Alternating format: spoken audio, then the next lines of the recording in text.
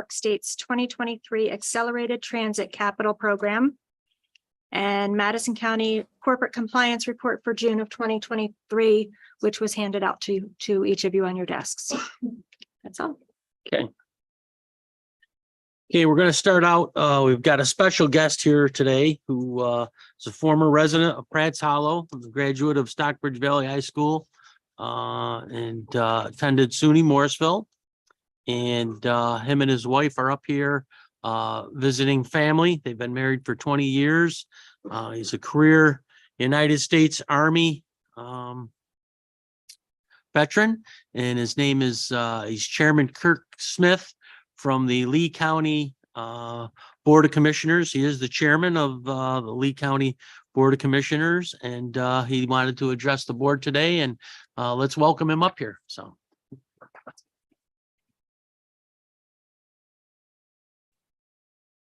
You can come right up here, Kirk, if you want to. Yep.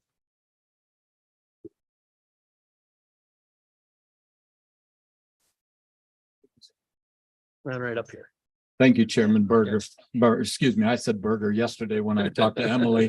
We have a Senator Berger and we're always contacting him regarding issues, but Senator, or excuse me, Chairman Becker, thank you for the opportunity to speak before the board, supervisors and staff and visitors.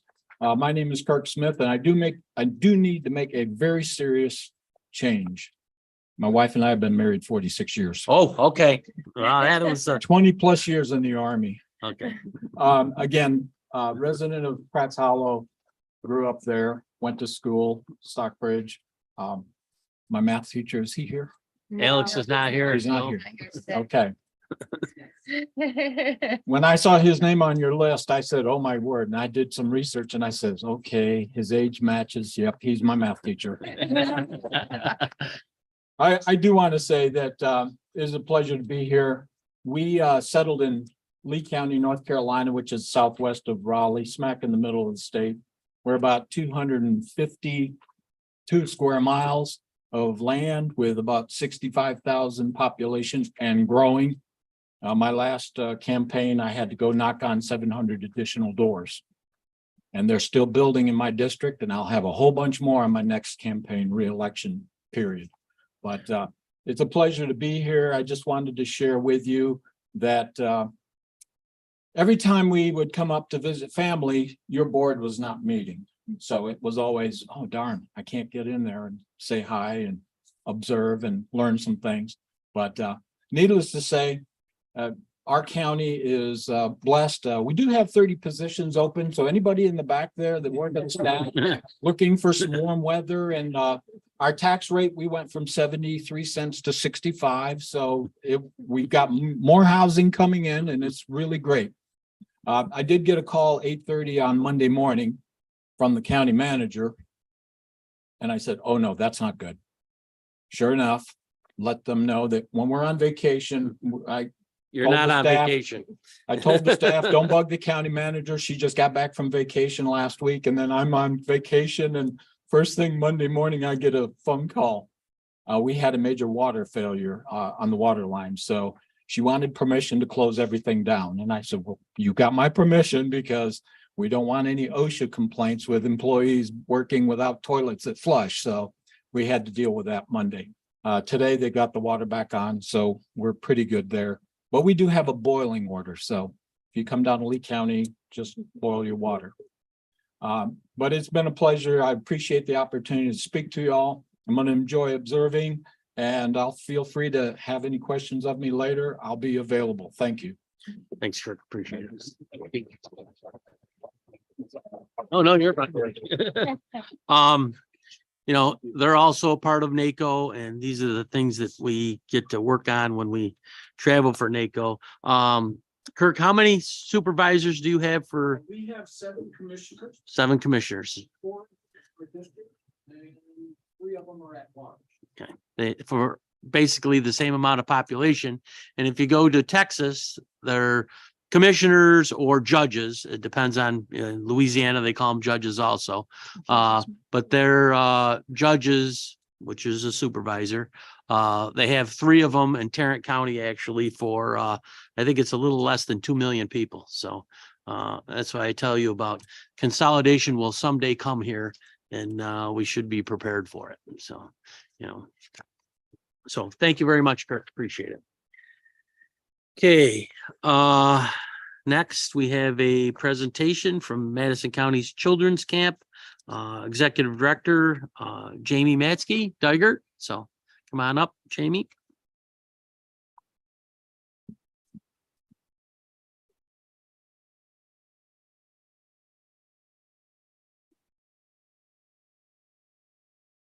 Hi, thank you, everyone. Good morning. I'm just going to pass out a little bit of literature I brought. Okay, send it right around that way. That's right. So I'm Jamie Matzke Diger. I am the Executive Director of Madison County Children's Camp, or Camp Lookout, as it's commonly called. Every year, the Board of Supervisors very graciously gives us a $10,000 donation. So I just wanted to come today, introduce myself, say thank you, and tell you a little bit about the program that we have up there. We are located right outside of Eaton in West Eaton off of 26. Camp started, actually, we've been running for 100 years. We celebrated our centennial last year.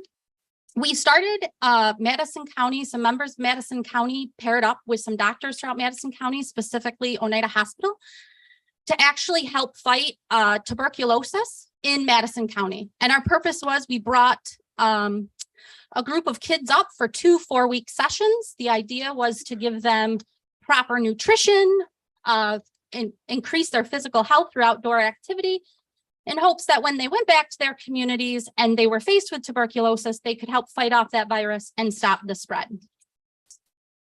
In the 1960s, when the fight against tuberculosis decreased, our board decided to switch gears.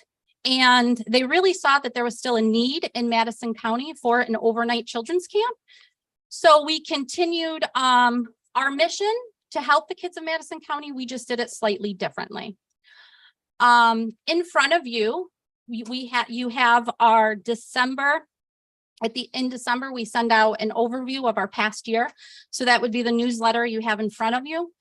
You also have a list of numbers of how we select our children and how many children come from, our percentage of children that come from each area you represent. And then there's also an invitation to join us for our board dinner on August 2nd that we'd love for all of you to come and see our program. Our program today, how we select our children, we work with about 700 campers and CITs throughout Madison County. How you get selected to come to camp is we work with our school nurses. So depending on your population of students in your area, you get a certain amount of applications. Those applications are given to every elementary and middle school school nurse. She chooses which children to give her applications to. The nice thing, though, about the children's camp is once you come when you're 8, you get an application every year.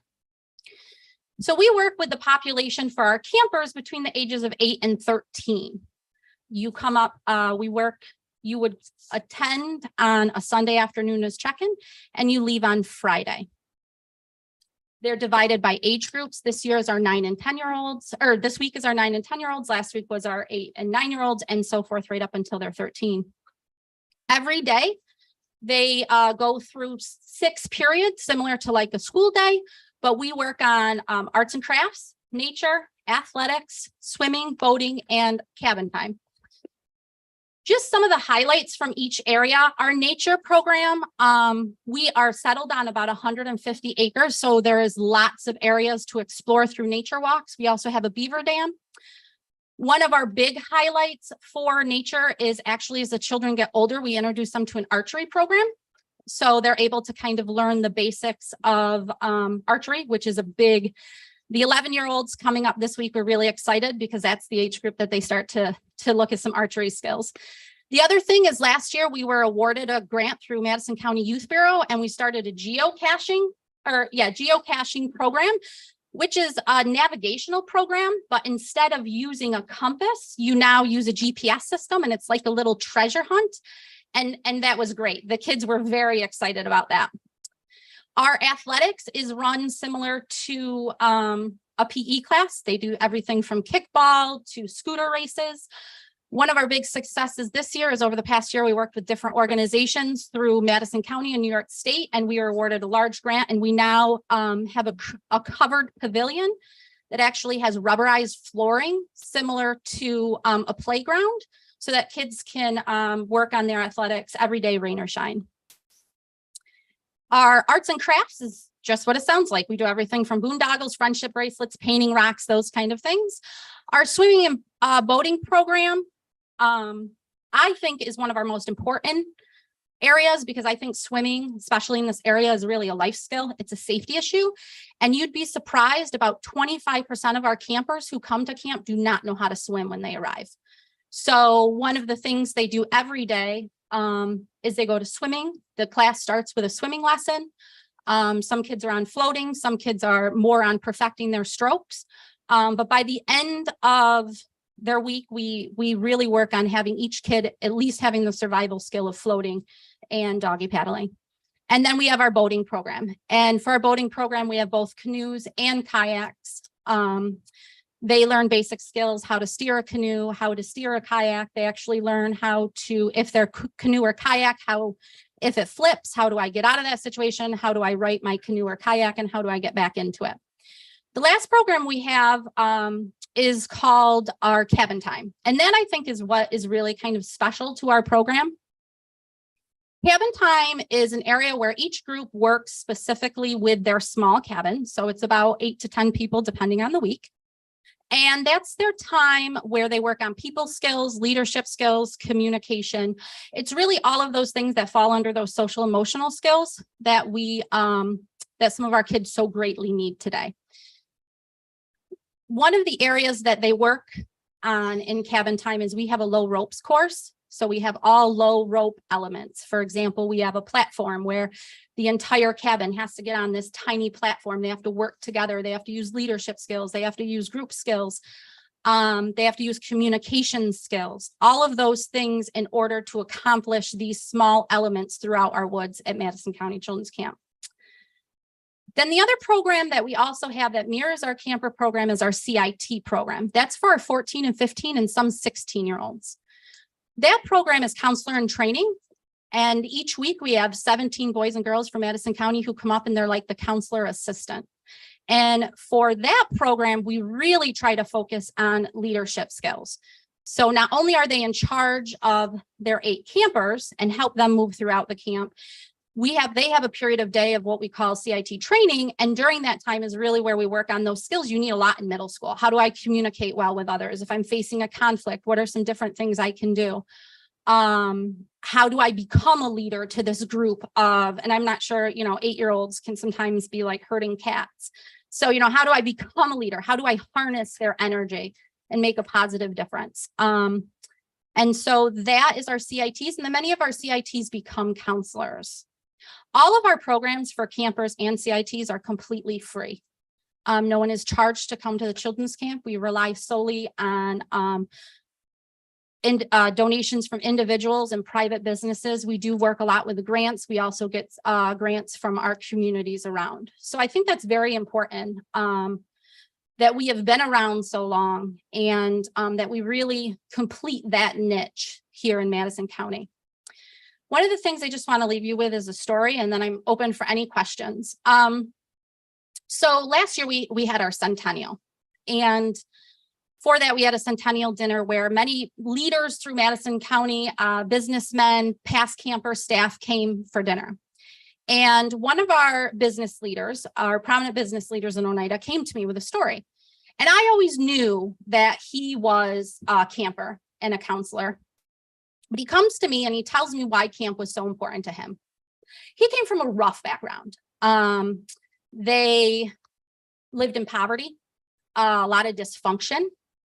Police were in and out of the home.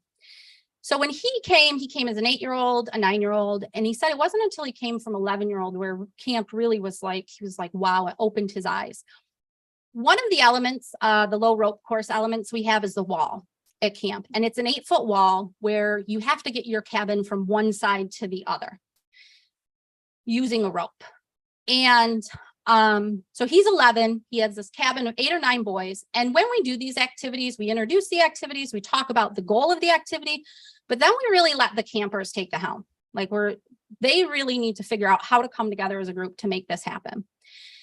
And he said the first time they tried it on Wednesday, the first time they tried to get over the wall. Some people were afraid to climb it. Some people couldn't climb it. Some people jumped right over, as 11-year-old boys do. And about halfway through, they realize they're not going to get their whole cabin through. And they start to fight.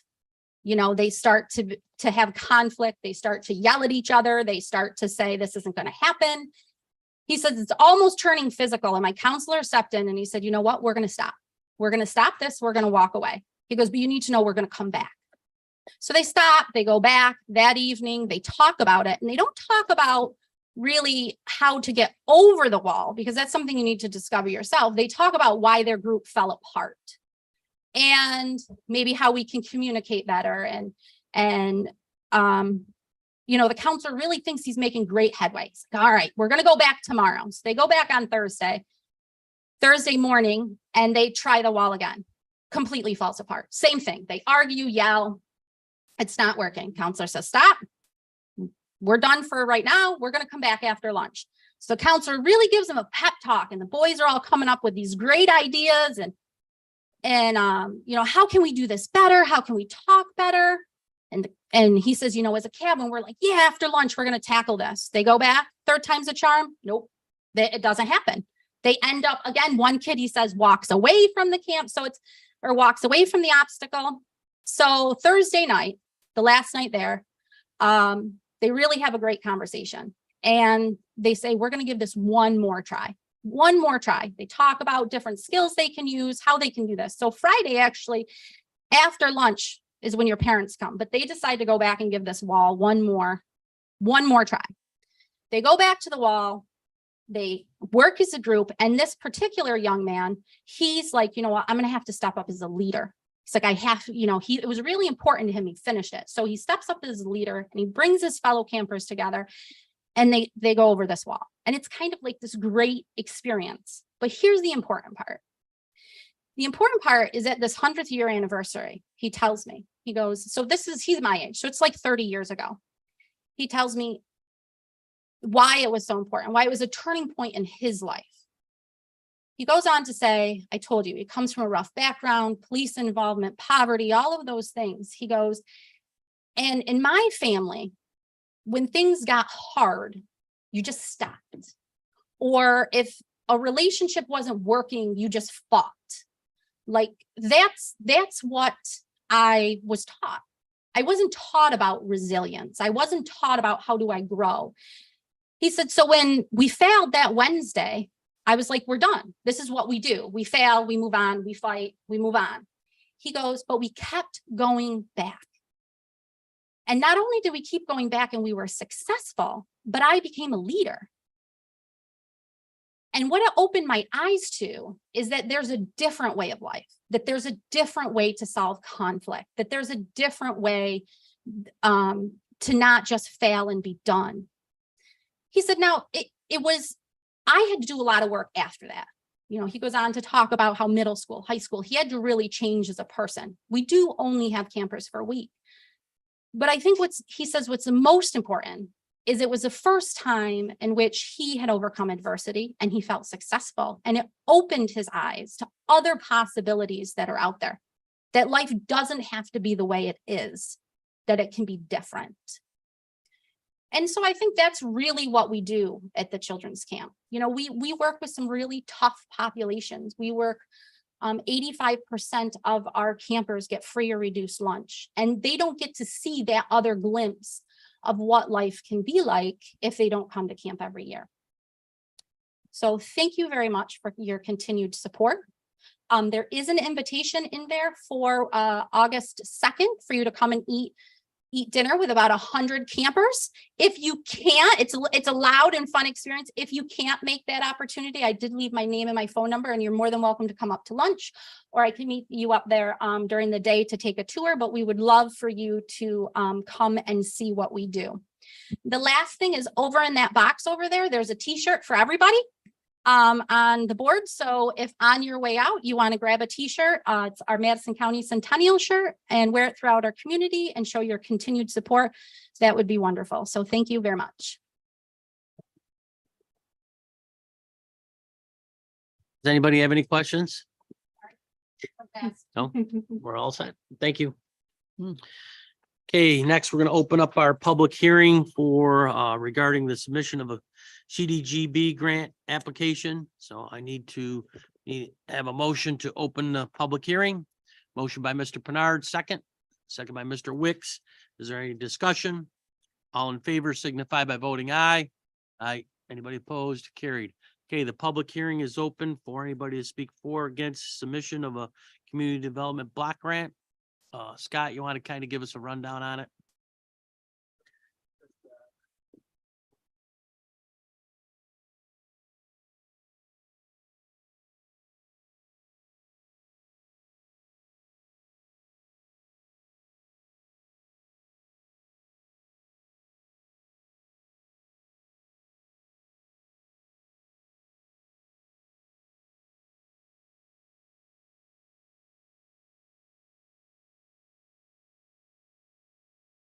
Okay, thank you, Scott. Does anybody got any questions? Okay, I need a motion to close the public hearing. Motion by Mr. Reuter, second by Ms. Kavanaugh. Is there any discussion? All in favor signify by voting aye. Aye. Anybody opposed? Carried. Okay, next we have a public hearing on opting out of the real property tax law 487 exemptions presentation. Oh, that's a presentation by Tisha. Okay, yep. Opting out of the real property tax law. So I need a motion to open that public hearing. Motion by Ms. During, seconded by Ms. Schwartz. Is there any discussion? All in favor signify by voting aye. Aye. Anybody opposed? Carried. Okay, is there anybody here to speak for or against opting out of real property tax law 487? No? Okay. Seeing none, we need a motion to close the public hearing. Motion by Mr. Walrod, seconded by Mr. Vosberg. Is there any discussion? All in favor signify by voting aye. Aye. Anybody opposed? Carried. Okay, next we have a presentation from Tisha, our Director of Mental Health here in Madison County.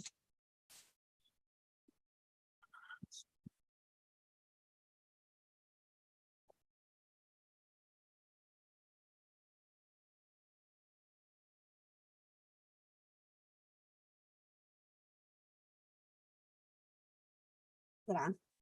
Okay. Hi, everyone. I did a little bit of a presentation at Health and Human Services about the school clinics. We're about a year in to starting those, and we thought it made sense to come here and update everyone. So I'm just going to kind of quickly go through some highlights, and then if people have questions, I'm happy to take questions. So the first slide is about our Hamilton clinic. We hired a full-time person to start there in October. Unfortunately, she had to resign at the end of May for personal reasons. But during that time, 37 students were referred to her, and she had 264 sessions, which is pretty significant. We were able to start billing for the services March 1st. That's dependent on when the Office of Mental Health gives us our approval. So that just happens to be when we got the approval.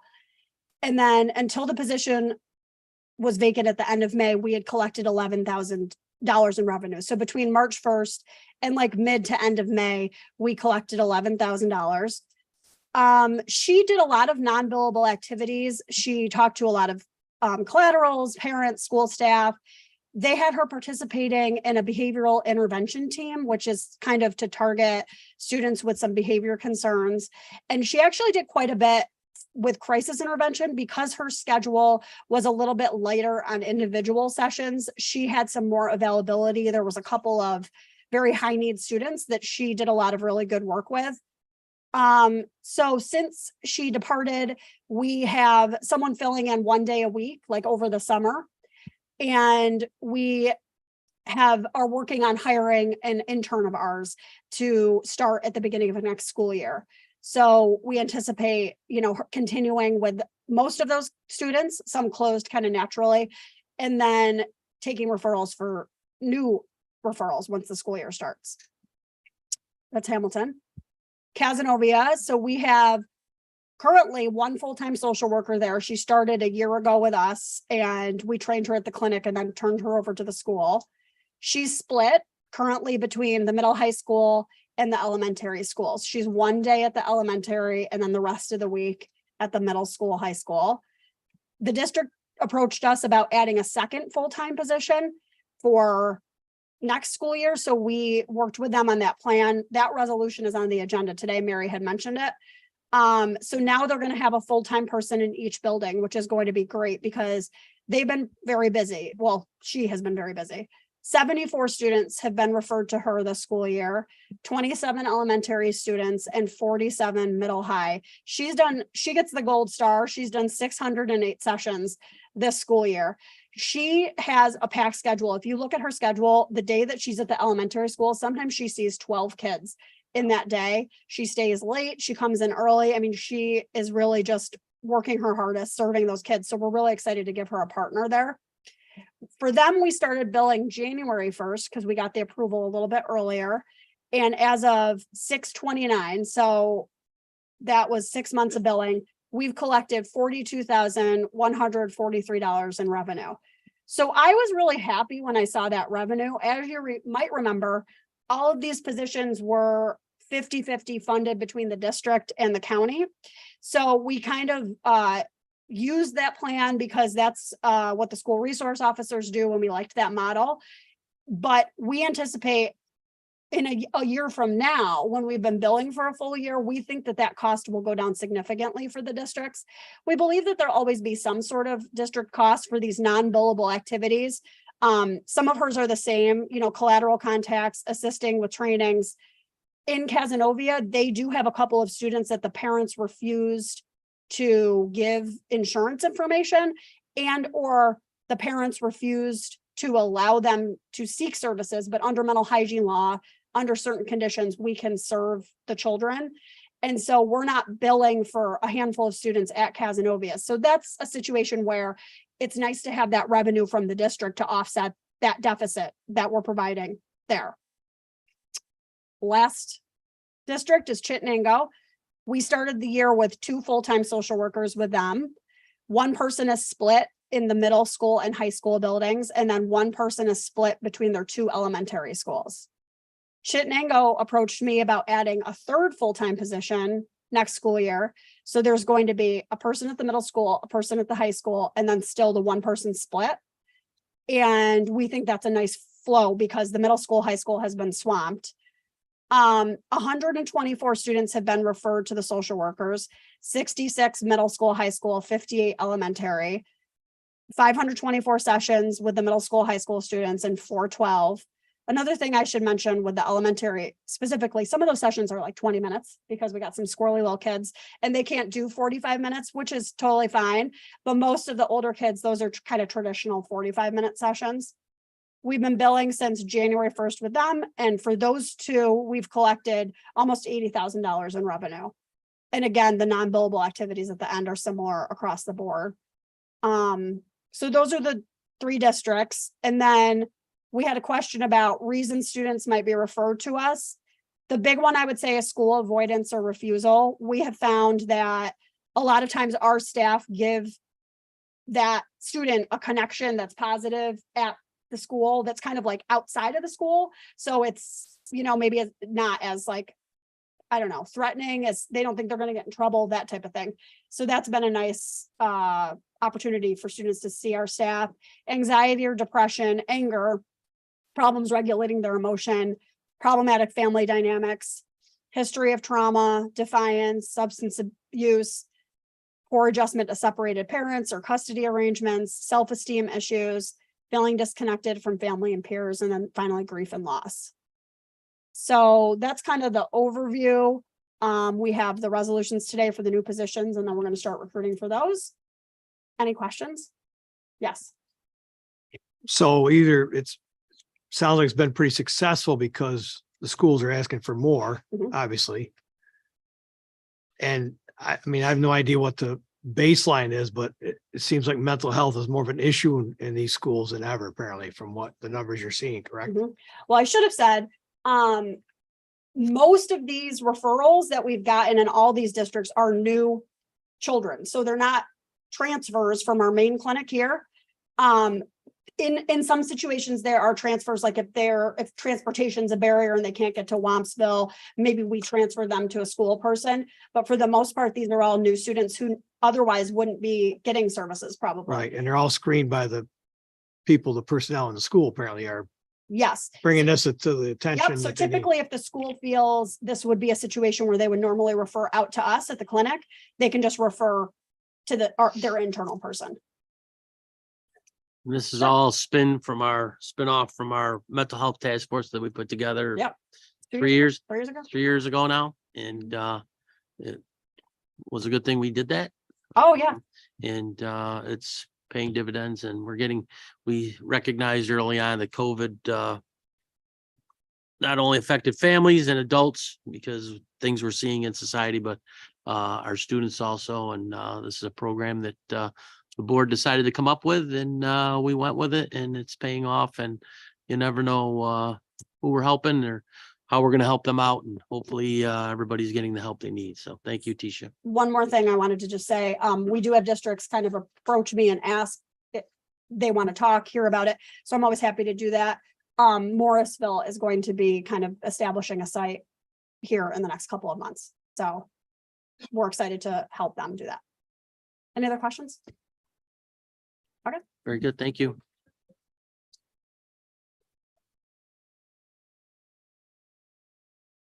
Yeah, that's all we've got for that stuff, right? So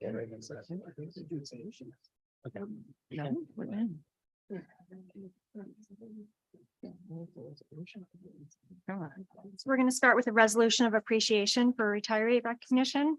And this is government ops, Chairman Pete Walrod. Mr. Chairman, I move this resolution for adoption. Resolutions are made. Do I have a second? Second by Mr. Stokes. Is there any discussion? All in favor signify by voting aye. Aye. Anybody opposed? Carried. Okay, it's Jeffrey Thorpe from Solid Waste 2003 to 2023. Amy?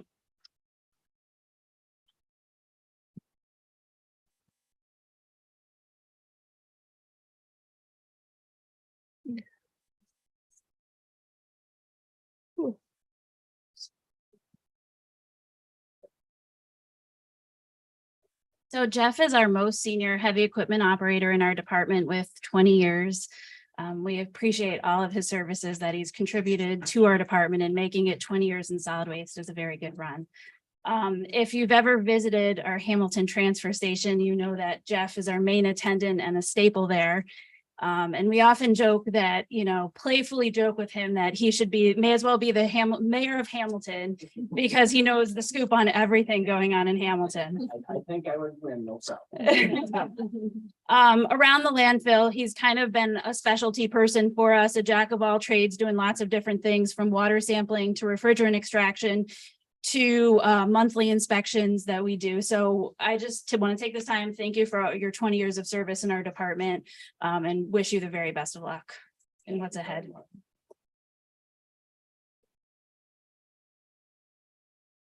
So not many people growing up say to themselves, someday I want to work at a landfill. But after working here for Madison County, I do appreciate the opportunity they've given me.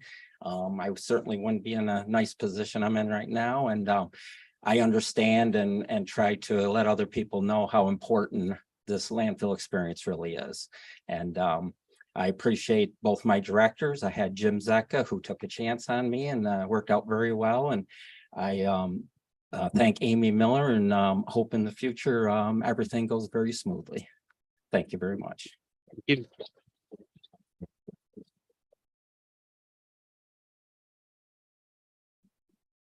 Okay.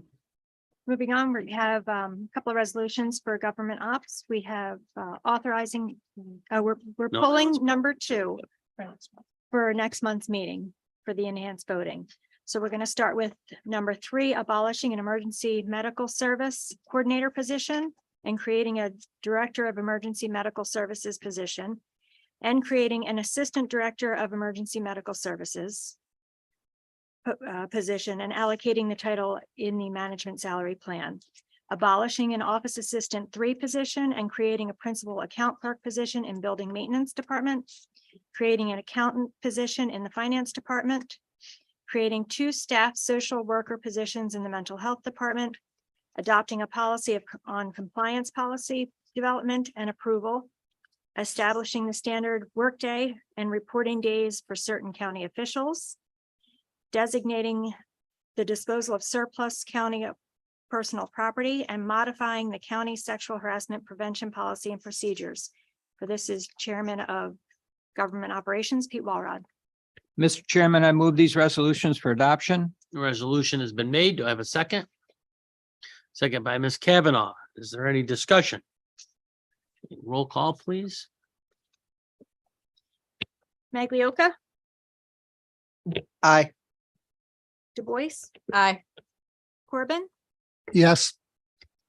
Zupan, Yes. Vosberg, Yes. Wicks. Yes.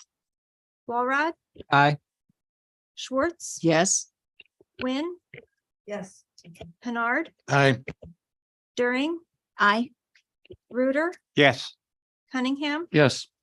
Stokes. Aye. Becker. Aye. Kavanaugh. 1,357 votes. Carried.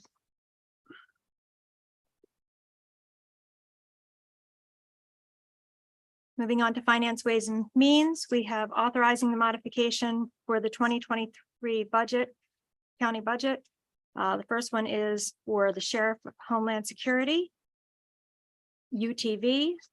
The second one, the OVS, the County Road Fund and Machinery Fund, EMS, Finance, and Veterans Community Center. And this is Melissa During, Vice Chair of Finance, Ways and Means.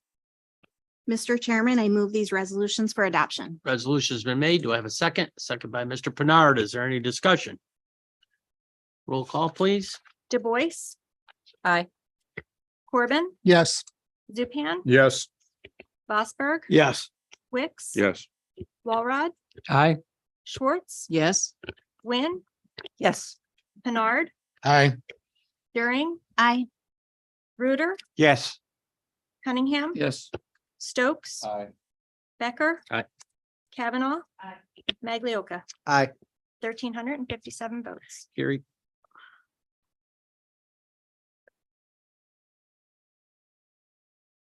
Okay, Health and Human Services, we're authorizing the chairman to enter an agreement with Casanova Central School for satellite mental health clinic.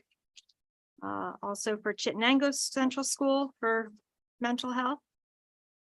Entering into agreement to conduct aerial spraying.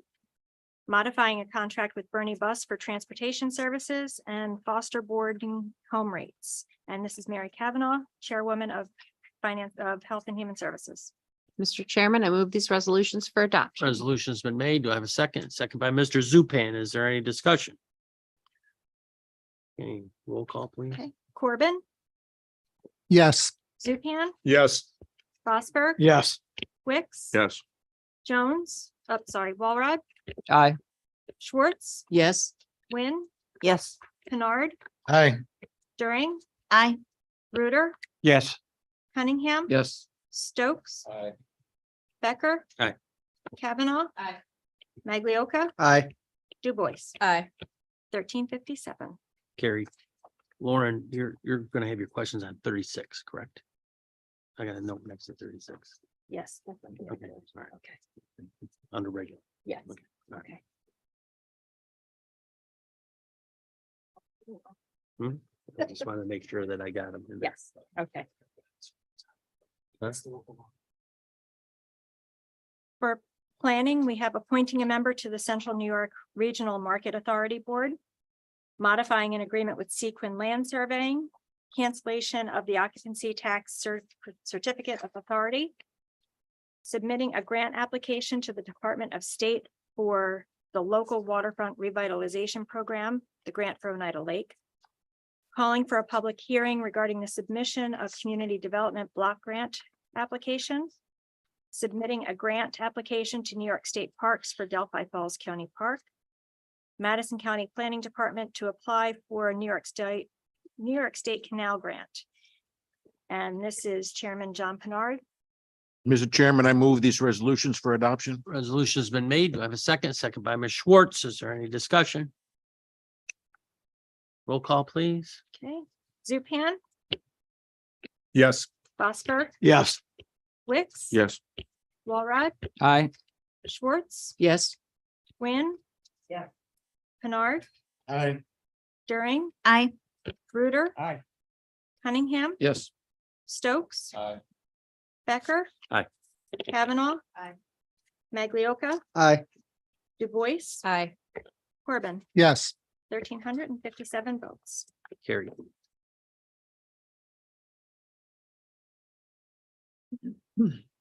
Moving on to criminal justice, we have entering into an extension agreement with the New York State Office of Indigent Legal Services for a 3-year distribution, grant number 9.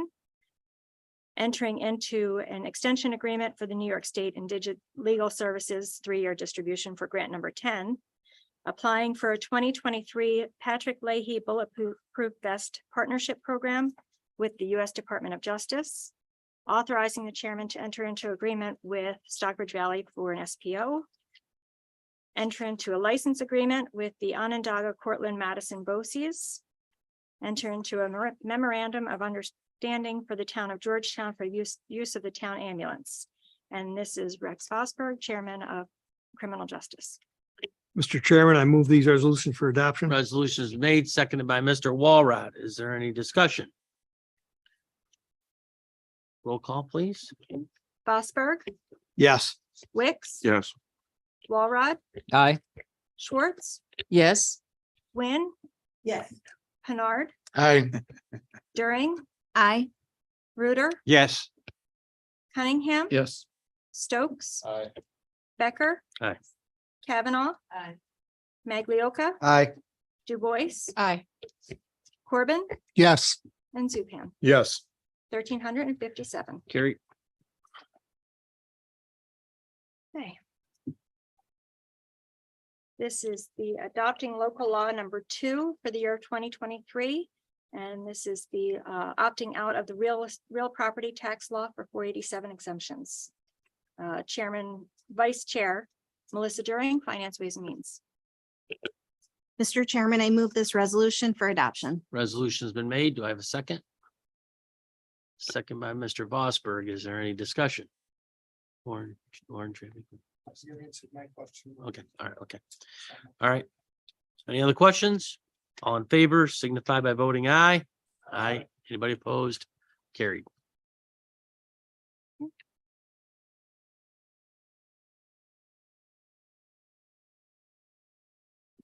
Okay, we have awarding bid 2320 and entering into an agreement with Mead LLC. And this is Highway Buildings and Grounds Chair Bill Zupan with a co-sign by Mary Kavanaugh, Health and Human Services. Mr. Chairman, I move this resolution for adoption. Resolutions are made. Do I have a second? Second by Mr. Reuter. Is there any discussion?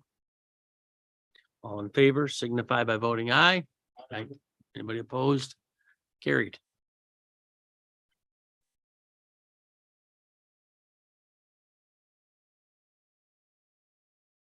We have authorizing the chairman to enter into an agreement with Kinsley Power Systems. And this is Mr. Zupan, Highway Buildings and Grounds. Mr. Chairman, I move this resolution for adoption. Resolutions are made. Second. Second by Mr. Cunningham. Is there any discussion? All in favor signify by voting aye. Aye. Anybody opposed? Carried.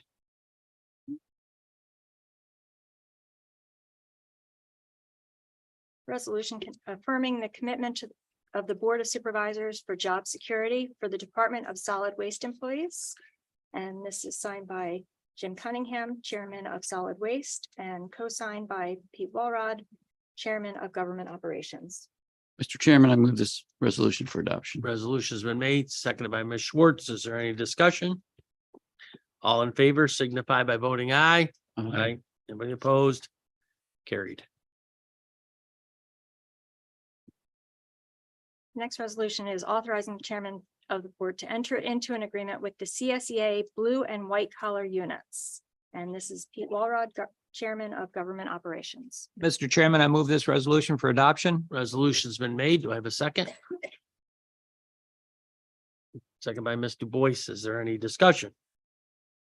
All in favor signify by voting aye. Aye. Anybody opposed? Carried.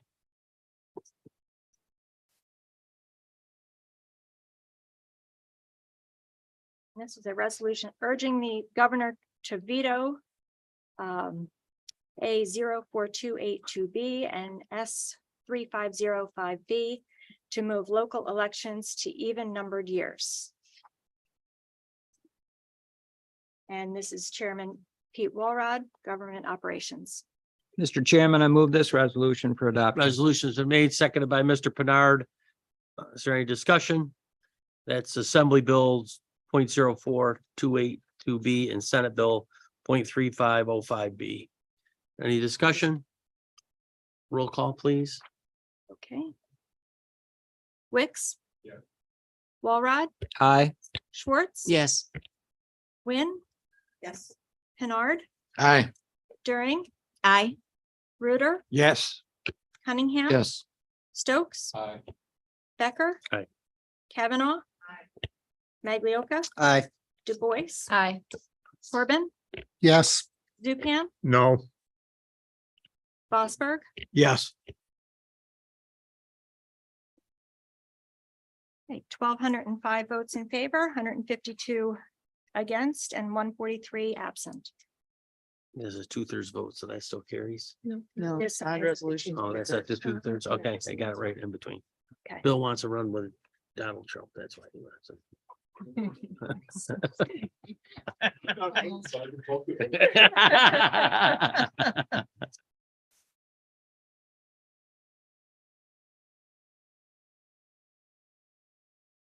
The 2/3. Okay, And this is a bond resolution authorizing the issuance of an additional $645,000 in bonds for the county of Madison to pay parts of the cost of the Madison County Office Complex Sanitary Sewer System Project in and said Ford County. And this would be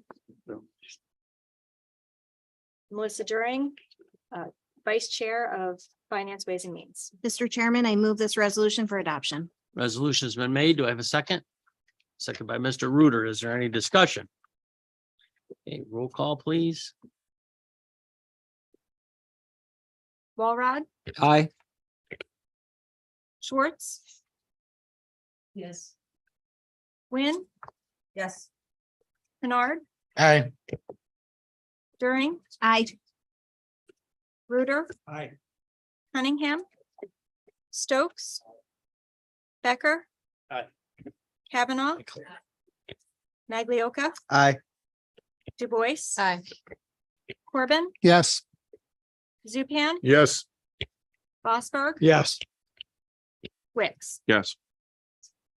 1,365 votes in favor. Okay, carried. So you want to do that video? Okay. All right, we'll do a video quick and then we'll go into executive session for personnel. So, Mr. Chairman, can I make Yes, some sir. comments Yes, sir. prior to executive session? yes. Okay, go ahead, do the video. Just your comments now. Let's just get the video ready. Okay, go ahead. Yeah, go ahead, Mark. Thank you. After the Camp Lookout presentation, I probably should have gone before her. But I'll give it a shot anyway. The Madison County Fair opened for the public at 4 p.m. on Thursday, July 6th. Temperature was in the high 90s. The cattle showmanship started at 4 and they had a good response for it. Stock car racing started at 6 and there was about approximately 60 cars. Utica Rome is assisting with the stock car racing. They've had 3 or 4 races already and are more scheduled for the future. That had a very good crowd. Friday, July 7th, the was the youth horse show. And they had 20 entries at 9 o'clock and there were more coming in. The dairy cattle show had over 100 entries again this year.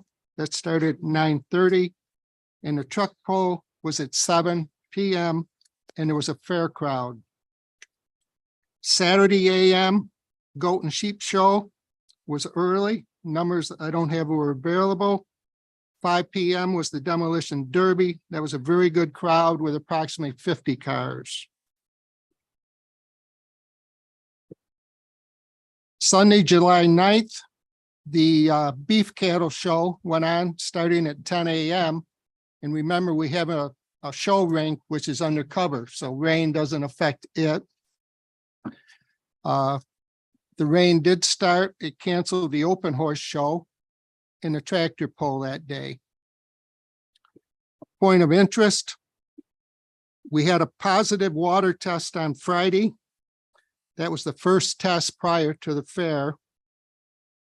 We worked with Dan Peck and Aaron Luzera. They both worked for the Public Health Environmental. Both did a great job. All tests after the first were negative. And evidently the instructions taken before the first test weren't followed. And that's why it came back positive. But I can't thank both of them enough. They made it very clear. One more positive test, the water gets shut off. You buy bottled water, bring ice in, and try to keep moving forward. So we bypassed a bullet on that one. Thanks to Amy Miller from Solid Waste for providing 2 dumpsters prior to the fair. During the demolition derby, Brookfield had a structural fire. Mutual aid, fire trucks, tankers, volunteers. The town was booming. An A+ to all the volunteers because everybody did a super job on all of that. Madison County departments were well represented, which they have been for prior years, and I thank them very much. Social service, EMS, public health, Todd and the sheriff department always do a special job. And I probably forgot some, but there were more there than that. Cooperative Extension had a strong showing also. For the past few years, the Fair Board has applied and received 3 $100,000 grants. They replaced the electrical system, upgraded the water system, built a new dairy barn, and remodeled an adjacent barn and maintenance on some of the other buildings. For the future, I think Madison County needs to step up and be more supportive of the fair. Over the last 10 years, finances will be and were under 300,000. I question if that paid for the midways even for those 10 years. Hopefully, we can address their needs in the 2024 budget. Create a committee to review fair needs. Another need is the horse arena / building. They're outside, 90-degree heat, rain. They have a lot of problems and that really needs to be upgraded. And there are a lot of youth and open people who do horse shows. So I think that's a very important need. We need to replace 2 old animal barns. We do have a dairy ring, but inside, it's not bothered, as I said before, rain doesn't bother any of the dairy shows or the beef show.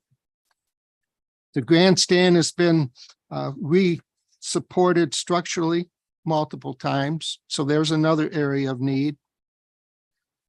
I would tie planning into revenue sources for the fair, for the funding, mostly grants.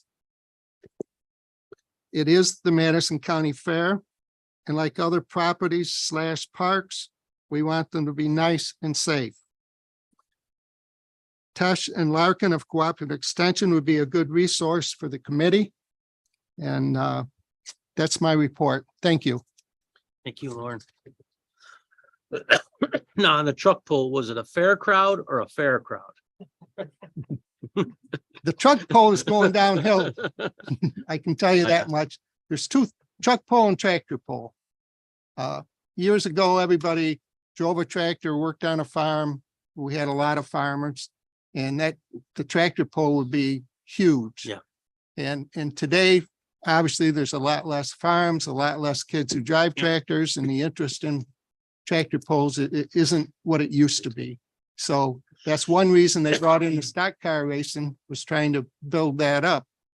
One of the problems with stock car racing is you need clay for a surface. It's expensive and they keep adding to it. But with Utica Rome's help, they seem to be trying to move forward with that. So, but I think a committee is needed and resources are needed. Thank you. All right, thank you. Okay, we have a video next. Yeah, Scott, Jamie. With Scott and Jamie. Okay, They're on the video. video with Scott and Jamie. Not Bill Danny.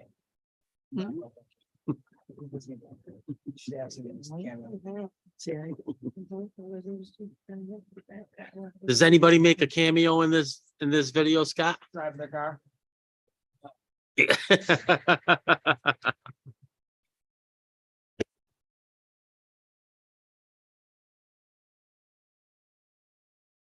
I'm Jamie Kowalczyk, and I work for the Madison County Planning Department. And we're here at Delphi Falls County Park.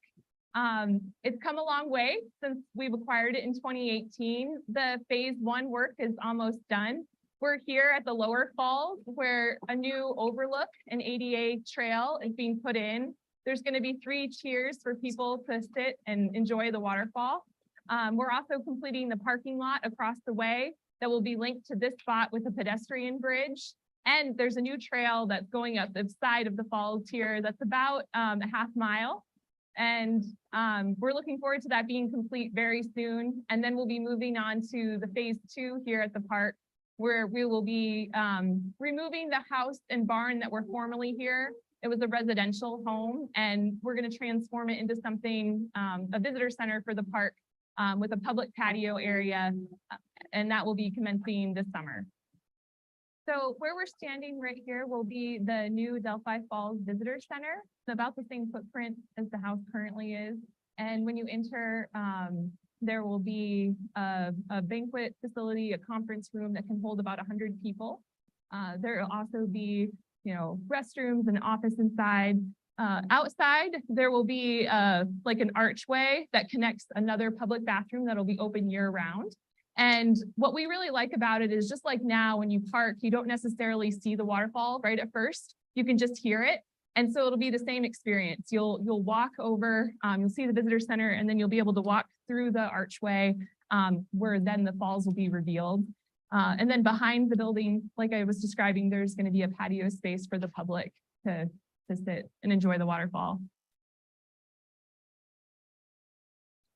We wanted to point out another aspect of the project to you. This bridge right here that you see over Limestone Creek was actually donated by the Allen family. The family, they lived at this spot for many years before it came into hands of the county. And so they wanted to do something lasting. And so their family put together some funding and actually donated this bridge. And we hope to have a grand opening of that later this year. The bridge is intended to bring people from the parking lot over to the lower falls. The interaction with the park is going to be much different once we get this part of it complete. Folks will park on the other side of Limestone Creek than they're used to now. There's going to be restrooms there, and that will be the launching point to get to the trail itself that we talked about a little bit earlier. Be able to come across the creek here and then walk along the stone dust path. Ultimately, there will be the new visitor center that's going to be there, and people will be able to go and see the lower falls. But this bridge really was something that the family wanted to do on behalf of the park. And so it's a great asset to the park. And we're looking forward to being able to open this pretty soon so that people can use it. So this section of park we're in here now is the new parking lot, which is on the opposite side of the creek that folks are used to coming to visit. You can see behind me is the launching point for the trail. due to the steep nature of the trail, there are a lot of steps and railings that go up. But the neat part of this is you'll get 3 overlooks. One of the lower falls. We get to see one of the upper falls, which most people who've been to the park have not had the chance to see those yet. And then there's a turnaround spot at the upper falls where you get to stand right next to the falls themselves as they go down over the bank. So it's going to be a really interesting part of the park. We try to do a lot of things here that are a little bit above and beyond because this parking lot right here is so close to the creek. We paid extra attention to stormwater and the vegetation that was planted. So all the species that you see here are native plants, native to this area. The portion of the pavement where most of the parking is on the outside is actually forest pavement. So that allows the stormwater, rainwater to infiltrate into the ground versus running off. And so we really work with EDR engineers on this to design some unique features that we hope people appreciate about the park and its location. So as I said, the trail is here. Jamie mentioned before, it's about a half mile one way. Definitely will be a good workout. There's a lot of elevation gain as you go along, but we're excited to pretty soon be able to have people out here and use it. So looking forward to that.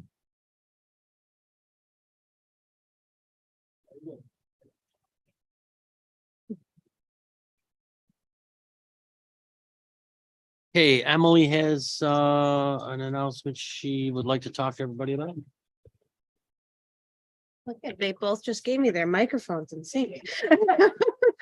I just have a memo on your desk talking about looking forward into annual session. I'm so sorry to bring that up now, but for those of you who do not know, I am expecting a child to be baby coming in end of August. I don't know why it's so hard to say.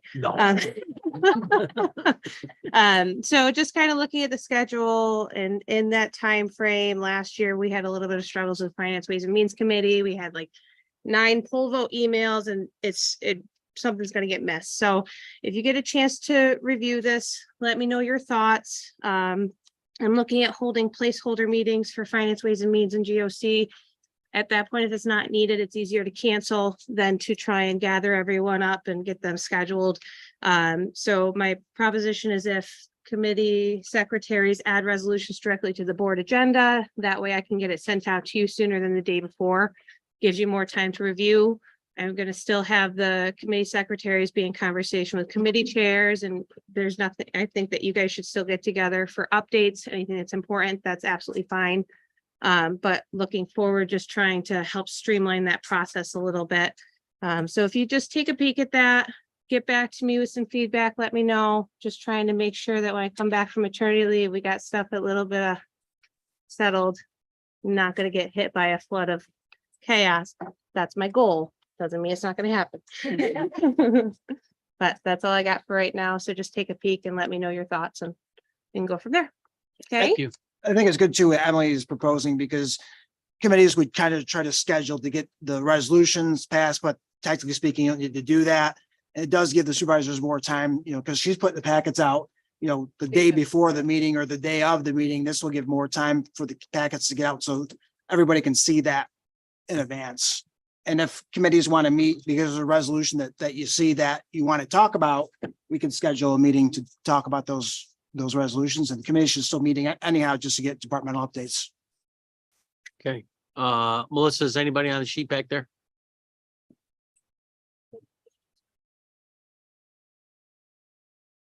Okay, very good.